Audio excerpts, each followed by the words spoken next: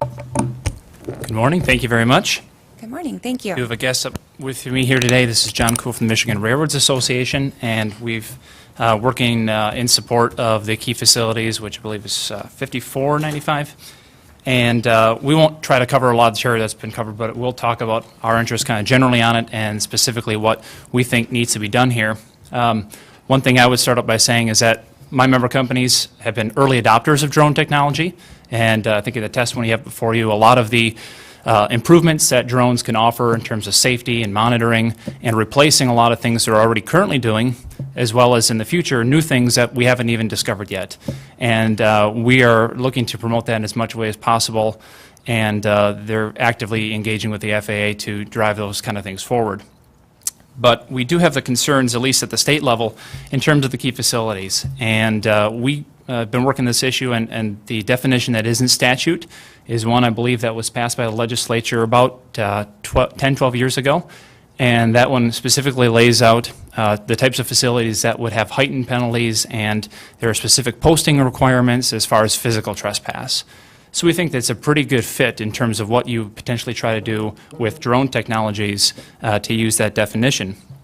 And certainly we, again, are not looking to criminalize unintentional behavior. We're not looking to penalize innocent behavior, but want to see some protections in there. We want to see some clear guidance, and I think that's one of the benefits of this is by passing a law, not just on a case-by-case basis, but you were telling the residents and operators in the state of Michigan is that these kind of facilities should be off limits from interference. We could look at what interference is defined as.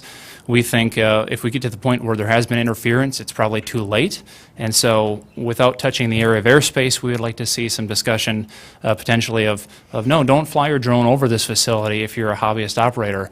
Don't even do that. Don't get to the point where it may be interfering. A lot of potential harms out there, a lot of potential concerns. We won't get into that unless there's specific questions. But we are supportive of this language. We think it makes a lot of sense.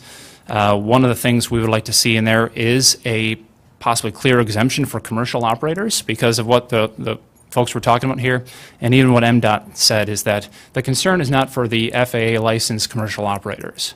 They know how the rules work. They have invested a lot into it and done the training, and as far as a utility doing surveys of their infrastructure or a professional surveyor surveying the land, from our perspective, those don't present the same kind of concerns. It's really more the hobbyist operators we're trying to provide guidance to, as well as provide the potential legal enforcement mechanism to go after the bad actors.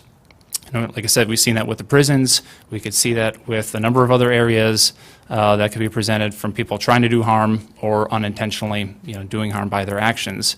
And that's what we've been working on, and my colleague here could talk a little more about his work on the task force too.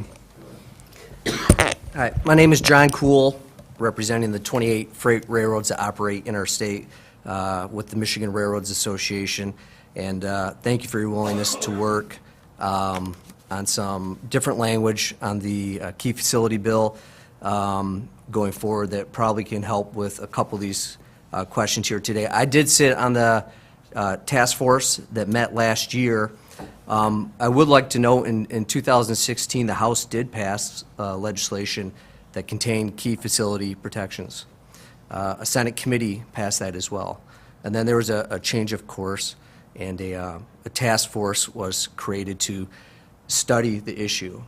And I went into that task force process to talk about protecting key facilities, such as rail yards that have hazardous material rail cars. And we did talk about that quite a bit. We ended up with some recommendations at the end of that process. Protecting key facilities was a part of that. A number of other states have decided, Congress may act someday, they might do something, but we're going to protect our water treatment plants, our rail yards, our electric, oil, and gas, and telecommunication facilities and operations. And someday Congress may preempt that, but until then, let's be safe and let's protect our interests here in Michigan. So the task force was exhaustive. We did look at these items. It's contained in the report. There was much debate about it. We emphatically at Railroads that handle for customers moving hazardous materials across the state. They're in our rail yards. Rail employees, neighboring communities have these items.